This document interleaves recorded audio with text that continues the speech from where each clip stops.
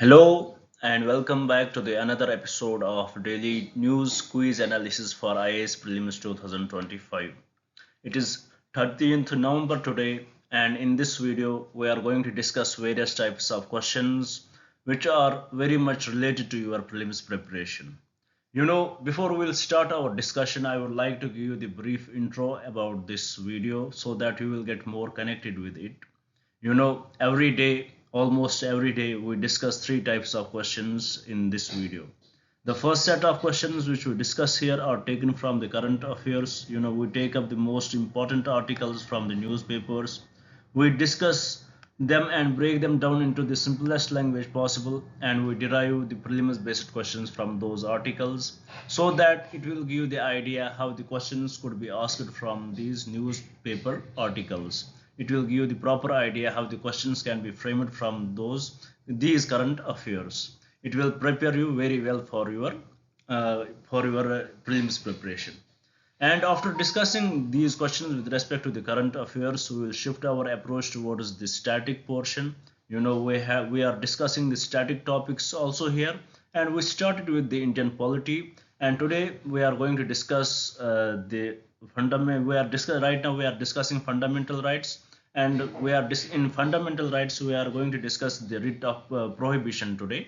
So we are going to frame a question on that and give you an idea how the question on such discrete topic can be asked in the prelims exam. After we will complete our discussion with respect to these questions related to current affairs and the static portion, we'll shift our approach towards the last part of our discussion, where we will discuss few previous year questions and get the proper idea how the questions do actually look in the exam and what can be the ways and methods by which we can solve these questions.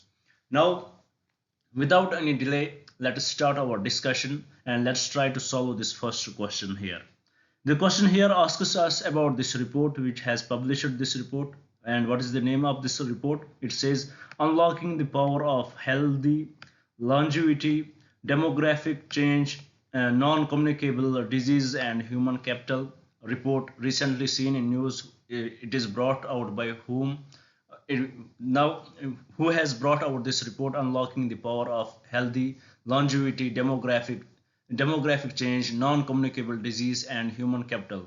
So this question here asks us about this report, who has brought out this report. You may ask me question, sir, what was the reason we are going to discuss this question, because this report was in the news today. As it talked about various issues faced by the developing lower and middle income countries. What are the various issues faced with respect to the health, with respect to the longevity of the health? As right now, if we will look at the countries, especially China and India, there are, we are in the phase of aging population. In India itself, there are 140 million people who are aged above 60 years, and also in China there are about 250 million people who are above 60 years. So there are various issues concerning these people. Usually there are two types of diseases when we divide them. They may be communicable diseases and they may be non-communicable diseases. But these non-communicable diseases, this is the main focus of this topic. It talks about non-communicable disease. It says how it has been the reason for the death of more than millions of people in the world. In 2023 itself, 61 million deaths were due to non-communicable disease, and it is estimated that it will raise up to 90 million by 2050. So these non-communicable diseases, communicable disease, they are major cause of the death in the people right now. Like if we will give some examples in it, we can call the cancers as non-communicable disease, similarly cardiovascular diseases. And one important thing about this is these are such diseases which are mainly which are found in the people, and the reason for such diseases are mainly directly related to our habits, what we consume, what are our habits, how we live our lifestyle. Because of all this stuff, these diseases get we get involved in these diseases. For example, if we talk about the cancer, and major source of cancer, major cause of the cancer in our country itself is the use of tobacco in various forms. Similarly, we have cardiovascular disease, and the major source of such disease is the what we eat. For example, we eat high cholesterol foods and all that stuff. We eat junk foods. So these are the major sources of these diseases.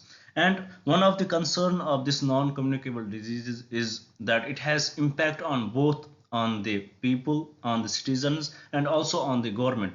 For the government, how it will impact the government, they will have to bring out the best hospitals to treat these patients. They will have to go for the best technology. And similarly, it would impact the how it would impact the citizens, how it would impact the common man. Because if anybody suffers from such disease, the out of pocket expenditures would be very much high on them. So these are various issues which this report talks about, and it gives us the solution how such diseases can be reduced, how different policies can be framed by the governments, and how they can reduce such diseases. For example, how they can reduce the out of pocket expenditure of the people by bringing in the subsidies with respect to it, by bringing in the insurance schemes with respect to it, and how the governments can go for the total ban of the tobaccos and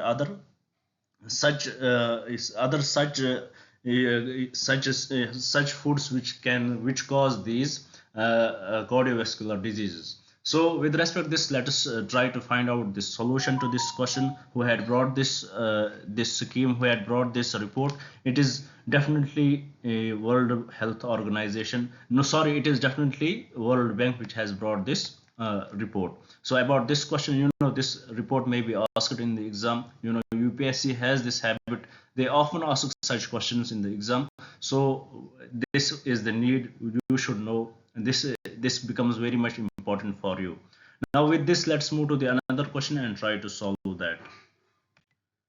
Here the question is about the generalized system of preference. You may ask me, sir, what was the reason we had discussed this question here? Recently we saw in US, basically there was no categoric mention. The news article which was in the newspaper today, it least mentioned about generalized system of reference. But it becomes important for us because it is one of the major discussion here in our country. Recently we saw that there were elections in United States, and Donald Trump won it by higher margins. They won it by the majority, by popular vote. And we had seen one thing about Donald Trump. He is very much business oriented. He is a businessman, and his approach is very much business oriented. We had seen how he had taken a stand against the tariffs raised by India, and how because of him he withdrew India from the generalized system of preferences. And why we are discussing it here? Because he had brought up a new he had brought up a new we can say governing he had brought up a new department of governing expenditure, and in it there are two heads, and one of the head is Elon Musk. And here the article which was in the newspaper, it says it gives an early warning to the Indian governments how they should approach the US with respect to the economy, with respect to these tariffs, how India should be prepared with respect to it. Because we know that Trump's approach is very much business oriented. They had often raised concerns with respect to the tariffs with respect to the tariff rise in India. So here we need to know about the generalized system of preference, and let's try to solve it. Here the first statement says it is a preferential tariff system extended by developed countries to developing countries. 100% correct.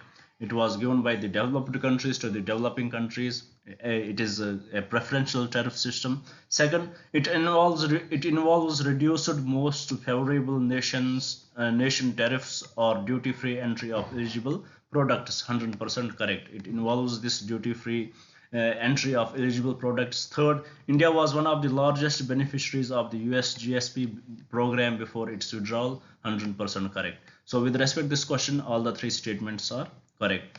Here, what was the reason for this question? Because here an early warning was given by the author with respect to India-US economic relations. So with this, I hope you had understood this question.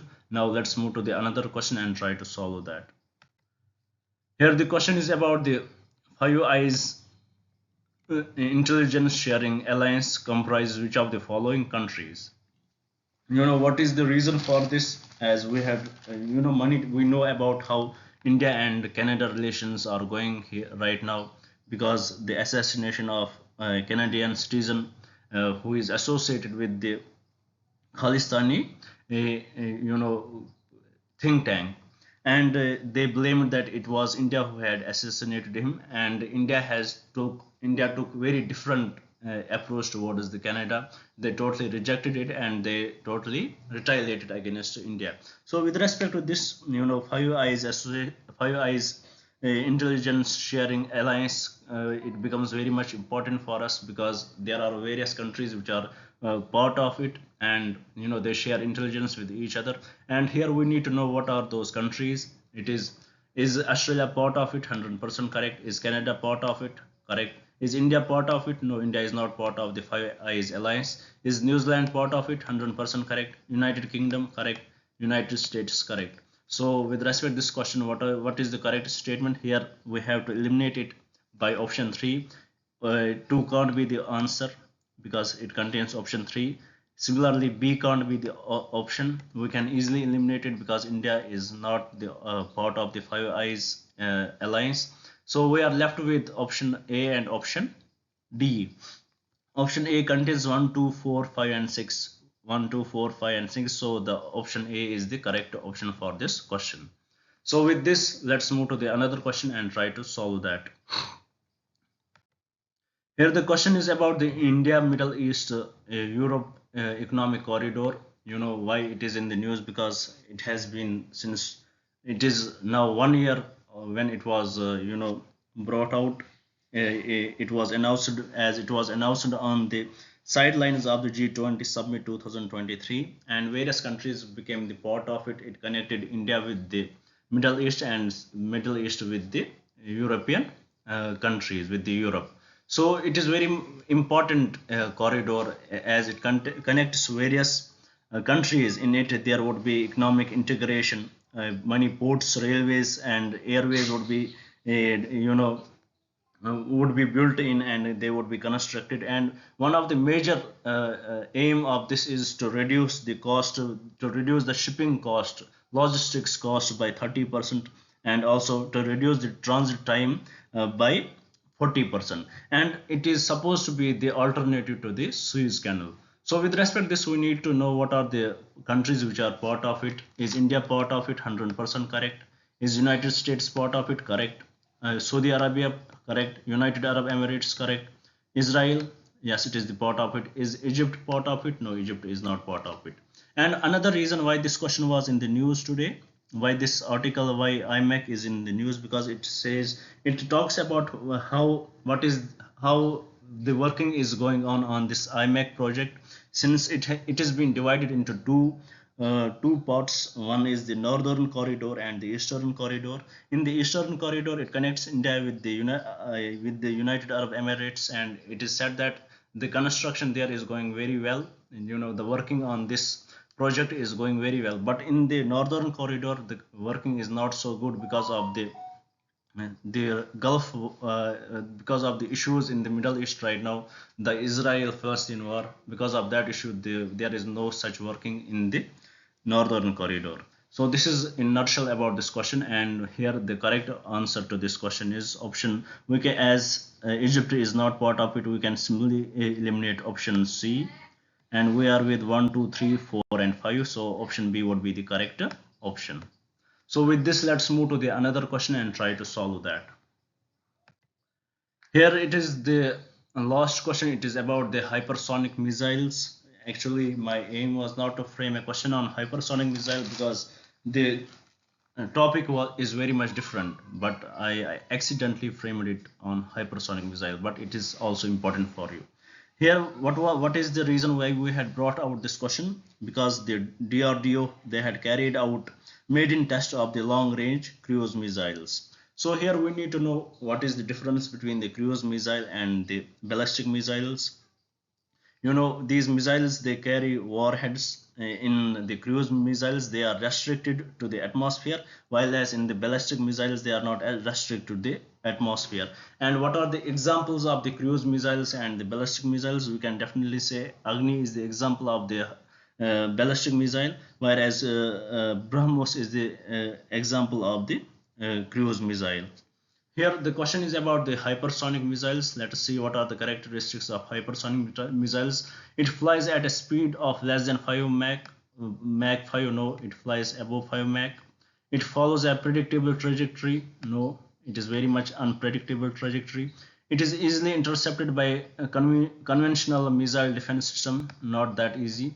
And fourth, it can maneuver during flight, making it difficult to track and intercept. 100% correct. So with respect to this question, the correct statement is option D. So with this, we complete our discussion with respect to the questions from the current affairs. Now let's shift our approach towards the static topic, which is the writ of prohibition today.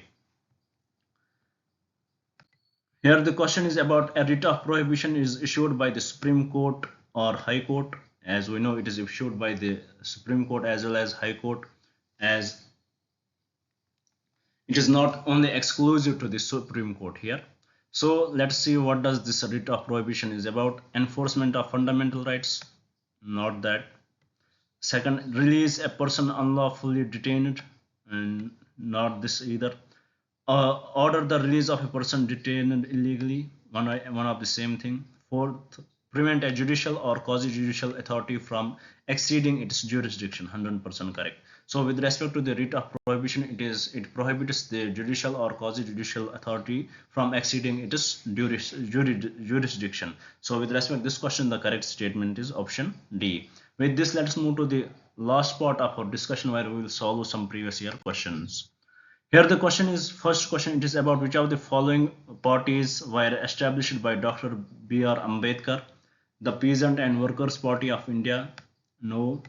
All India Scheduled Caste Federation, 100% correct. It was established by Dr. B.R. Ambedkar. Third, the Independent Labour Party, also it was established by Dr. B.R. Ambedkar. So with respect to this question, the correct statements are option C and option D, which were established by B.R. Ambedkar. Now moving to the last question here, it says Mahatma Gandhi undertook fast unto death in 1932 mainly because Round Table Conference failed to satisfy. No, this is not the reason. Second, Congress and Muslim League have different opinions. Not this. Third, Ramsay MacDonald announced the communal award. 100% correct.